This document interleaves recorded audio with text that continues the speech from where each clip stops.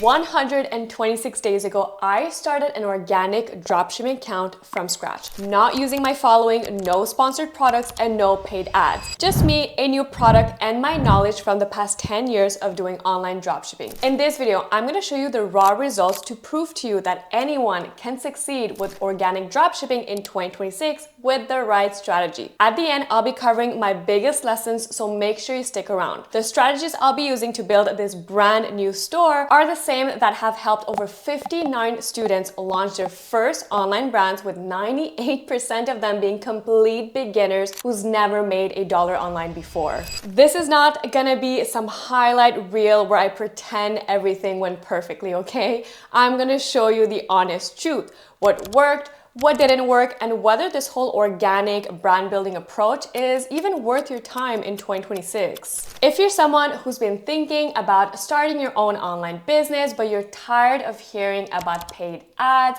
complicated funnels, or needing thousands of dollars to get started, then this video is for you. If you enjoyed this type of content, please make sure to give this video a thumbs up and subscribe for more. I cover all things business, entrepreneurship, and investing to help you get to financial freedom as quickly as possible. Now let's get into it. First things first, what is organic dropshipping? You are probably aware of traditional dropshipping, which is finding a product and running paid ads on Facebook/TikTok and then sell it. While this can work, the downside is expensive ad costs with no guarantee you're gonna even get a sale. This is why most people begin dropshipping and quickly burn through their budget, forcing them to shut down. What I do is online brand building through the organic dropshipping model. Building a brand around one product, creating organic content, letting social media doing the very heavy lifting. This way, you're not just selling a random product, you're building an actual brand that people connect with. For example, with my new brand, Store Kitchen, I chose a fridge organizer product as my hero product for reasons I'll cover later. I created content around fridge organization. I sourced the product from wholesalers but positioned it as my branded product. This approach is much simpler and more profitable than traditional dropshipping, which has expensive ad testing, usually burns through your budget before finding success, has lower margins and profitability than traditional dropshipping. Before Store Kitchen, my most successful online brand was my journal business. I used the profits from that brand to build my event venue in cash. I later sold the journal business for 6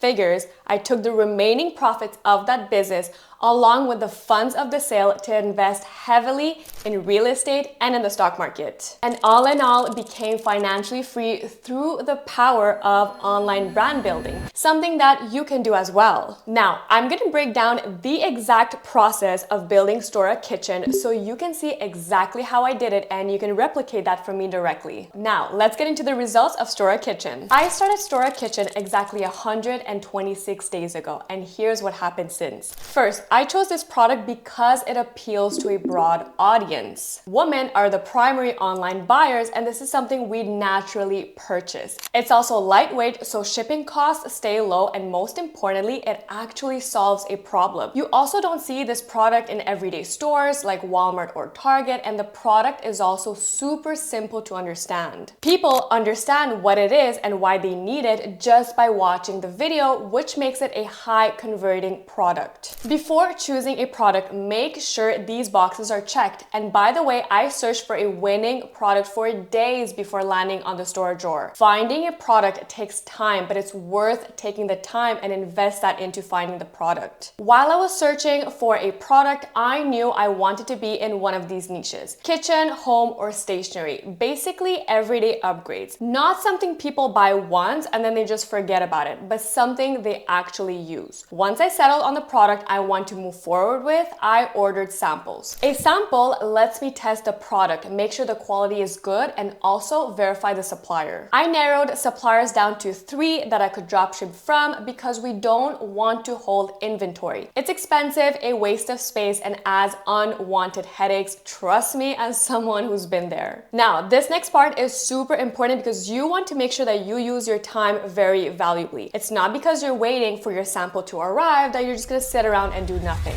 While I waited for the sample, I created the brand identity, a logo, name, tagline, and by the way, this has never been easier because of AI. And I dropped an entire tutorial about how you can set up your store with AI. I will leave it in the description box below. Then I created brand new social media accounts that look professional and match the brand identity we created. Finally is the most important step, marketing. My marketing method is simple. I call it productive scrolling. I use Instagram and TikTok to find viral videos in my niche and recreate them with my own spin. There is no need to invent anything new, just see what has worked and take inspiration from it. After publishing the first pieces of content for Stora, I started to get some sales. To be exact, it took 29 pieces of content over 3 weeks to get my first sale. If you have never done online brand building before, this is a great start because let me tell you, it usually takes up to 90 days to get even one sale. But as usual with business, things don't always go smoothly. The initial supplier for this product took longer than anticipated, so I had to switch. This is exactly why I chose 3 suppliers in the beginning, so I can always fulfill the orders that I get, even if one supplier lets me down. After getting the first sale, I simply doubled down on the content that got me that sale. Once you start to see a content format that is working, start to recreate those type of videos. It's not necessarily about going viral.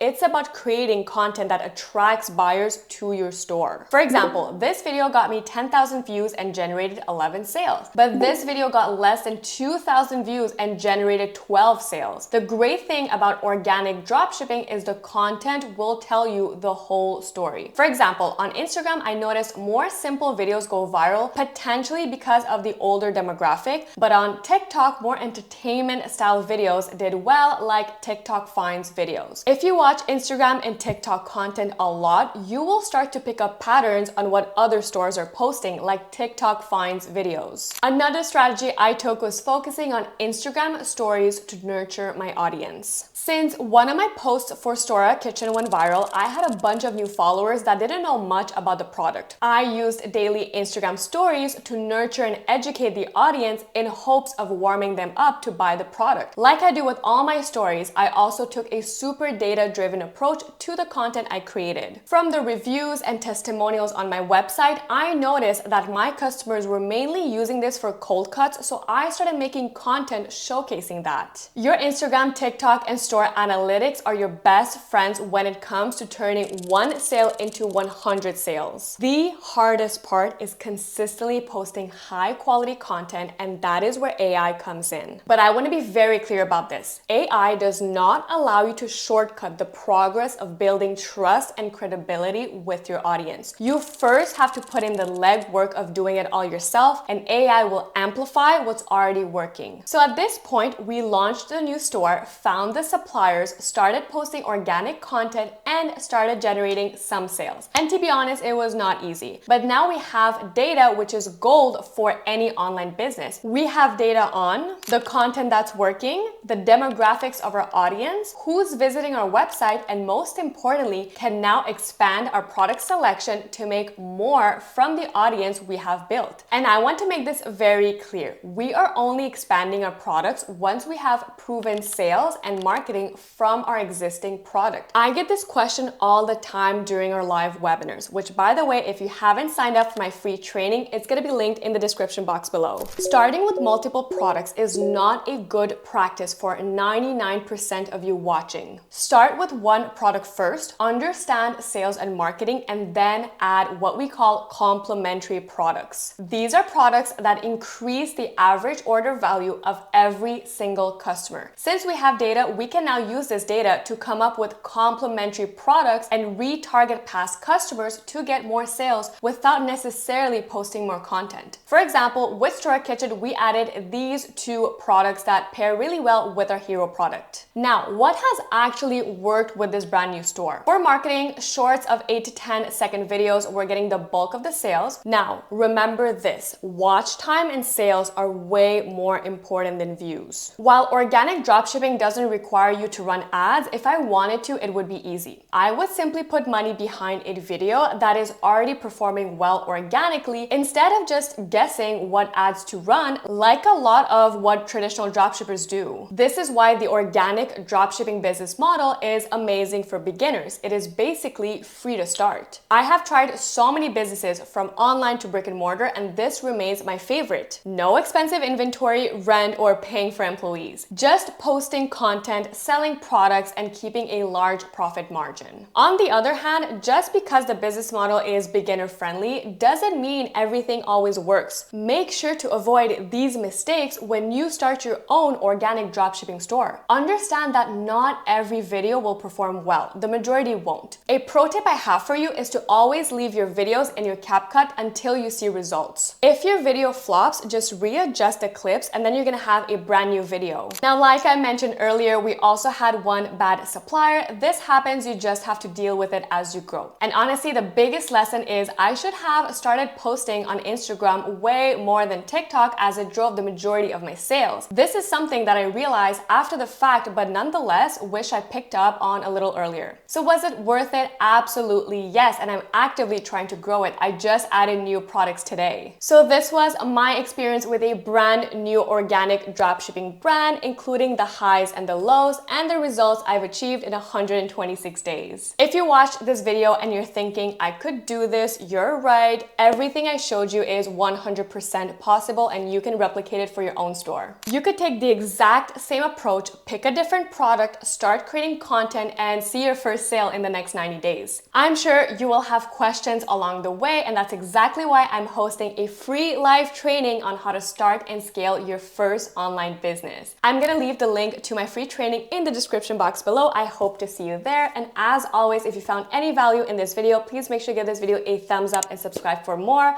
I'll see you in the next one. Bye.